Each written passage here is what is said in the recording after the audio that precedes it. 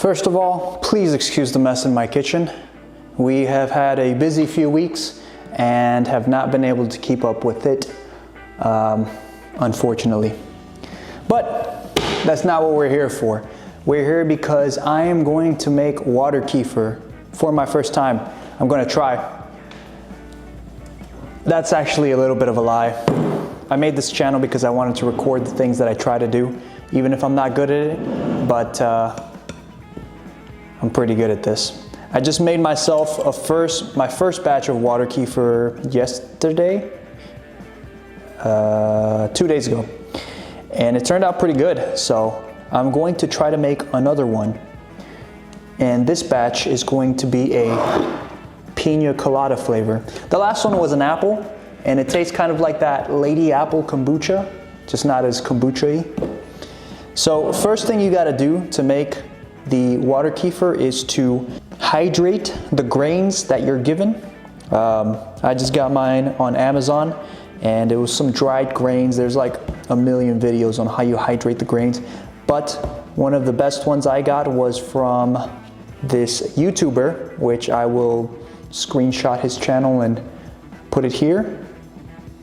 That way you know where I learned it from. But he uses a 6% sugar to water ratio.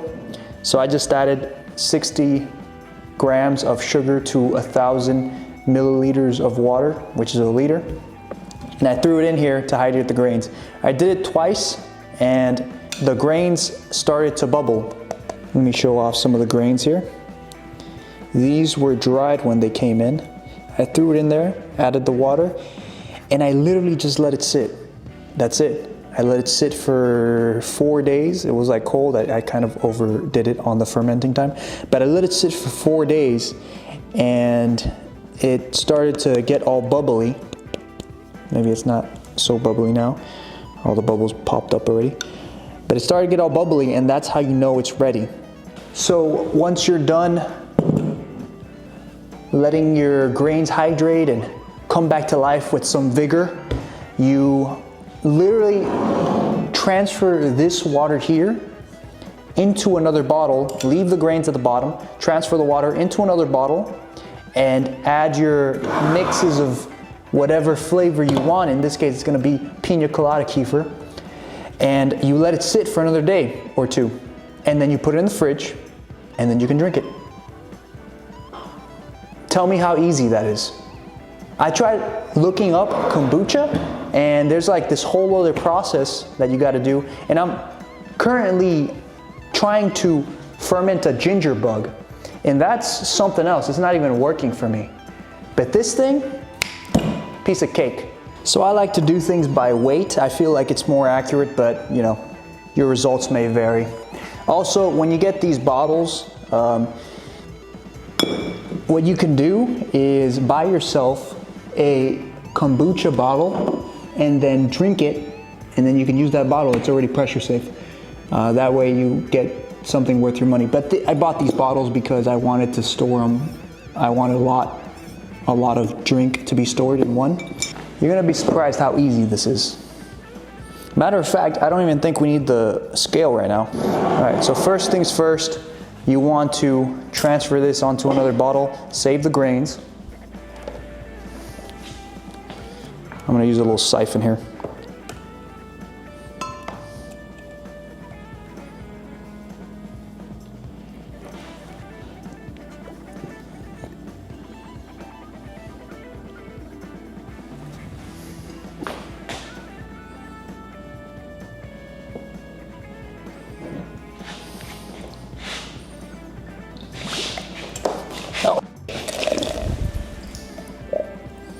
Okay, you might not need a siphon.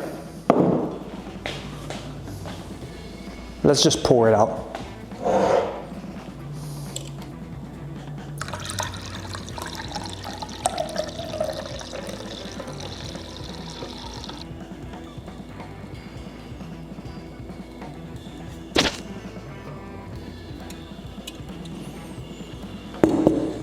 I don't know why I was trying to get fancy with the siphon. This was like so much easier.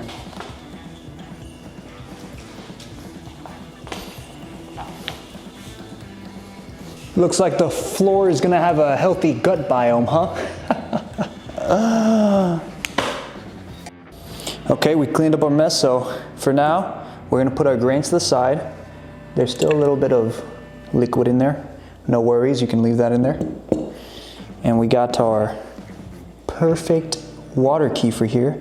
Now we're just gonna carbonate it with something very delicious. Pina Colada kefir, or Pina Colada inspired, I guess. This is where we're gonna use the scale. I'm gonna use 1 part cream of coconut, 1 part coconut milk, and then 2 parts of pineapple juice. Maybe 3 parts. It's not an exact science.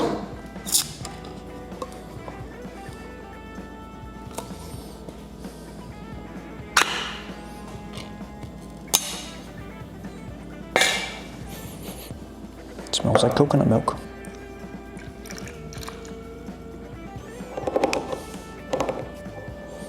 A 100 grams cream of coconut. Pretty good. And then last but not least, we're gonna add another 400, so a total of 600 milliliters of juice. Now let's stir this bad boy up.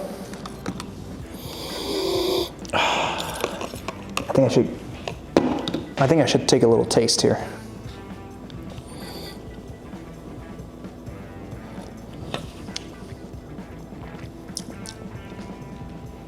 Very pineapple-y. Very cream of coconut. I think we could do more coconut in there.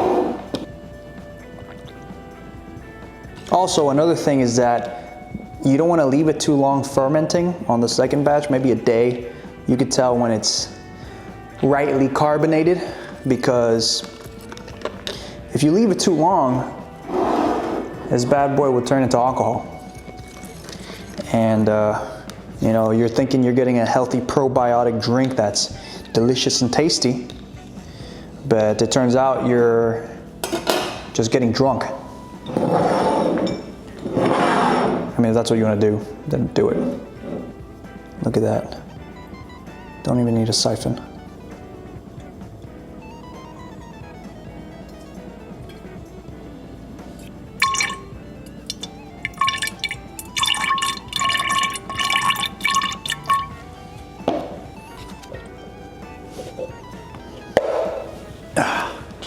Done.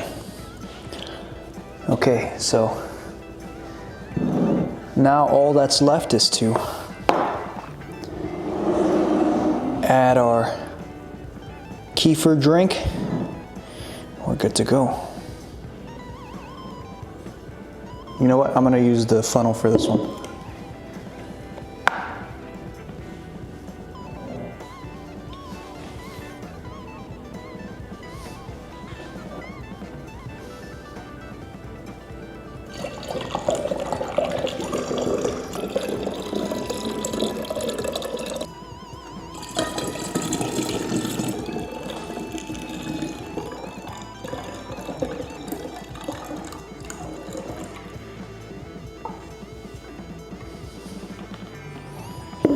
Boom, just like that, you're done.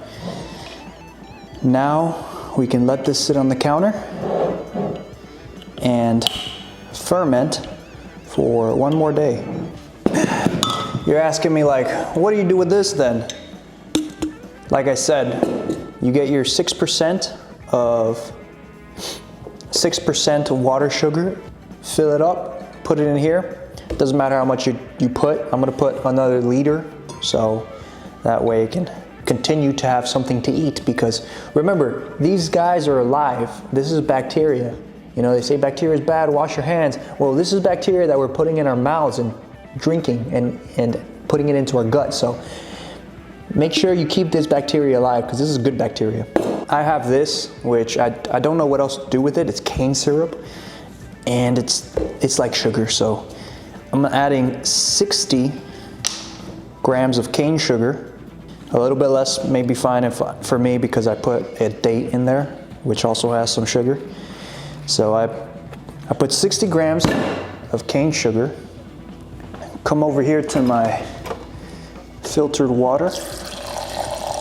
They say not to filter it, and they say to leave it out if it's chlorine, if there's chlorine on it, because you don't want to kill your bacteria, but I don't think it's a big deal. I guess it would be 940 milliliters because I already added 60 in here. Let me make sure I got my, oh, it turned off. Well, there's markings here, so it's about 960.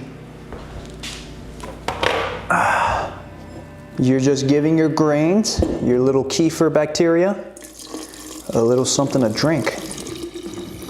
And then they'll be like, oh, thank you, I was so thirsty and hungry. I needed some sugar, some food. There's nothing here. Oh, it didn't fully dissolve at the bottom there. Give this guy a little mix. You gotta make sure all your sugar's dissolved in the water. If not, I don't know what happens. I guess it just makes it easier for them to eat. It's like a mama bird when they chew up the worm before they feed it to the baby. That's what you're doing right here. You're chewing up the worm before feeding it to your baby. And then you just cover this up with I'm using a cotton cloth, a cheesecloth, so that way the moths don't get in there. Cover it up, and you can put it over to the side, and then once you see the little bubbles coming up from your grains again, you're good to use it again. So let's put these bad boys in the counter so they can ferment for a second time. Also, here's a helpful tip. Get some painter's tape, put it on your bottle, and then mark the date and the ingredients, or whatever name you want to give it. Pina colada for me. And then that way you'll be able to know when you bottled this up, so you won't leave it for days on end, and you'll remember, oh, this has been there a day already, 2 days, 3 days, however long you're putting it to ferment. Because sometimes if it's really cold outside, you want to let it ferment a little bit longer if you don't have AC, I guess. I don't know why people say that, actually, now that I think about it. If you're living maybe in a third world country and you're doing this and you don't use AC, but most people in America or UK, Australia, I think they have AC. I don't know, maybe I'm wrong. Day 1, it is ready. You want to get a little taste test? Yeah. Okay, so now we're going to give a little taste test. And it has bubbles. Oh. Oh, it is. It's deceiving. It is bubbly.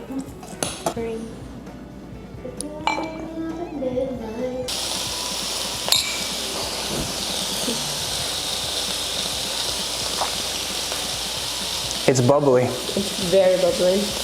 It's not really that thick. It's super bubbly. I thought it would be thicker.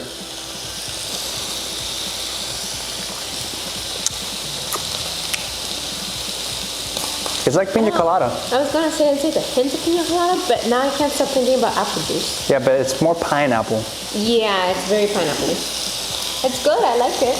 You like it? Refreshing. It's like a refreshing pina colada like drink. Yeah, for like a summer. Yeah. For like it's a summer's not like day. a thick full amount. This one's not thick because I think I put a lot of pina. Now I'm kind of craving like a pina colada, like a virgin version.